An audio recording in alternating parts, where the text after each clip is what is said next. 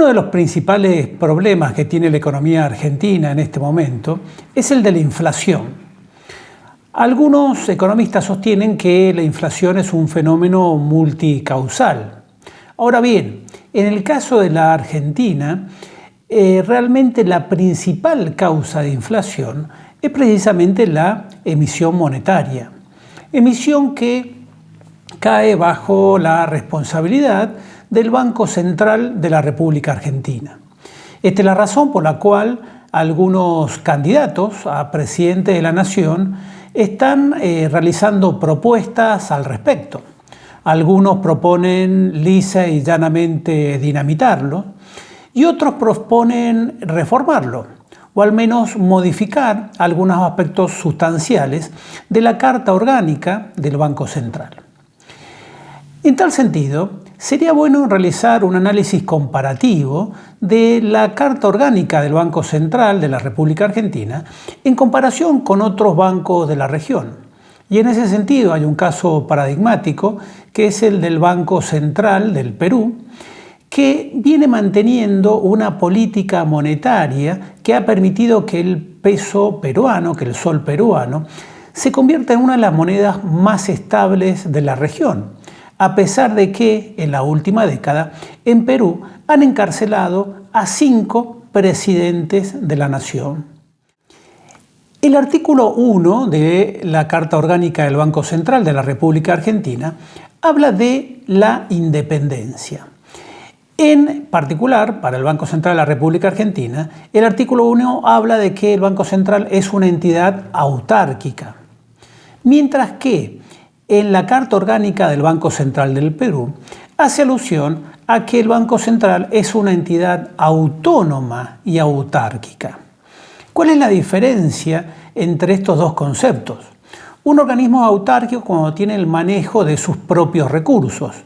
En el caso del Banco Central, tanto de Argentina como del Perú, los fondos son asignados por el presupuesto nacional, razón por la cual el organismo no depende de las políticas económicas de turno, no depende de las restricciones presupuestarias o de los recortes presupuestarios, ya que el Congreso le asigna una partida y con esa partida debería hacer frente a todos los gastos, con lo cual se corta alguna dependencia de tipo económica del gobierno de turno. Sin embargo, el concepto de autonomía es un concepto sumamente importante y tal vez hasta más profundo. ¿Por qué? Porque un organismo es autónomo cuando puede tomar sus propias decisiones, como ocurre con el Banco Central del Perú. Algo que en la Carta Orgánica del Banco Central de Argentina no está incorporado. Y si pasamos al artículo número 3 de la Carta Orgánica del Banco Central de la República Argentina, donde se habla de la finalidad, vamos a entender por qué ese concepto de autonomía no está presente. En el artículo 3 del Banco Central podemos ver que entre los considerandos establece que el Banco Central deberá promover dentro de las políticas del gobierno nacional la estabilidad monetaria, financiera y además el empleo y el desarrollo económico con equidad social. Si lo comparamos con lo que dice la Carta Orgánica del Banco del Perú, vemos que solamente hace alusión a preservar la estabilidad monetaria, como ocurre en la mayoría de las cartas orgánicas de la mayoría de los bancos centrales del mundo, ya que el Banco Central no es un banco de desarrollo o un banco que tenga como objetivo realizar políticas económicas o políticas públicas, sino básicamente preservar el valor de la moneda, que no es un tema menor, razón por la cual todos los recursos deberían apuntar en este sentido. Ahora, el aspecto más importante de este artículo número 3 es el párrafo inicial, donde dice que va a promover todos estos conceptos de estabilidad monetaria, financiera, etcétera, etcétera, dentro de las políticas del gobierno nacional. O sea, claramente la Carta Orgánica del Banco Central pone al Banco Central ad referendum de lo que diga el poder político de turno. O sea, Ya en la misma Carta Orgánica, el Banco Central está quedando presa de las necesidades políticas del gobierno y a partir de allí se empieza a perder este concepto de independencia, un concepto que es básico para defender el valor de la moneda y fundamentalmente para evitar este fenómeno inflacionario que tanto aqueja a la República Argentina. Otra diferencia que encontramos está relacionada con las transferencias o el financiamiento que el Banco Central puede hacer al Tesoro, esto es, al gobierno. En el caso del Banco Central argentino, puede comprar títulos o valores emitidos por el Tesoro en el mercado secundario sin límites. A diferencia de lo que ocurre con el Banco Central del Perú, que solo podrá comprar títulos del Tesoro en el mercado secundario con un tope del 5% de la base monetaria. Este no es un tema menor, ya que gran parte del financiamiento que últimamente está haciendo el Banco Central para con el Tesoro está precisamente en la compra de bonos en el mercado secundario, ya que, por otro lado, el Banco Central puede financiar al Tesoro por hasta un 12% de la base monetaria, más un 10% de la recaudación total. De nuevo, estamos hablando de cifras realmente muy importantes, que además pueden ser violadas si el Banco Central acude al mercado secundario a comprar títulos del Tesoro. Con respecto al Banco del Perú, el financiamiento del Tesoro está limitado exclusivamente al 5% de la base monetaria, por todo concepto, razón por la cual vemos las enormes diferencias que hay entre un esquema jurídico y el otro. Otra diferencia que podemos encontrar entre la Carta Orgánica del Banco Central de Argentina y del Perú está relacionado con los miembros del directorio, tanto el presidente como los directores de cada uno de estos bancos centrales. En el caso del Banco Central de Argentina, los directores son nombrados por el Poder Ejecutivo, al igual que en Perú, con el acuerdo del Congreso.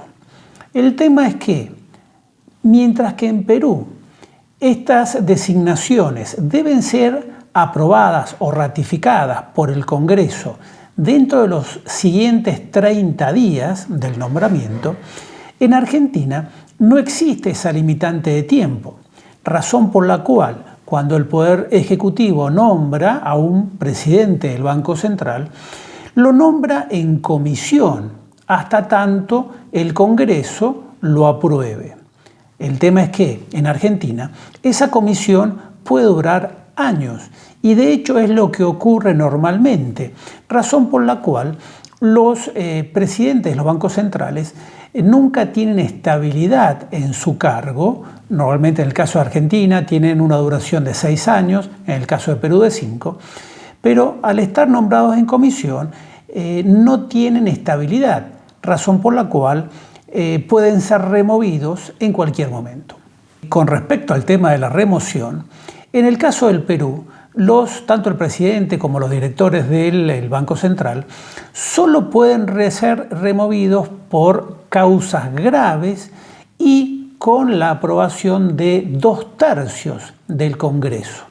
En el caso de Argentina, el presidente del Banco Central puede ser removido simplemente por un decreto del Poder Ejecutivo, o sea, el presidente de la Nación, con acuerdo de una comisión especial que se forma en el Congreso, con lo cual, con una pequeñísima minoría, el presidente del Banco Central argentino puede ser removido fácilmente. Y nuevamente, esto le quita autonomía a las funciones del Banco Central argentino. Para concluir, la principal causa de la inflación en Argentina es el déficit fiscal, no la existencia de un banco central. En la medida que no entendamos cuál es la verdadera función que tiene una institución, difícilmente la vamos a querer defender, razón por la cual algunos prefieran dinamitarla o incluso dolarizar la economía, o sea, ceder nuestra soberanía monetaria a otro país. Lo que verdaderamente Argentina necesita es que sus instituciones sean sólidas, sean firmes y que sean defendidas por toda la sociedad. Pasar de un populismo de izquierda, en donde el Banco Central lo debe hacer todo, a un populismo de derecha, en donde al Banco Central habría que hacerlo desaparecer, no es la solución para los males argentinos. La verdadera solución pasa por respetar las instituciones y hacer que éstas trabajen en beneficio de toda la población argentina.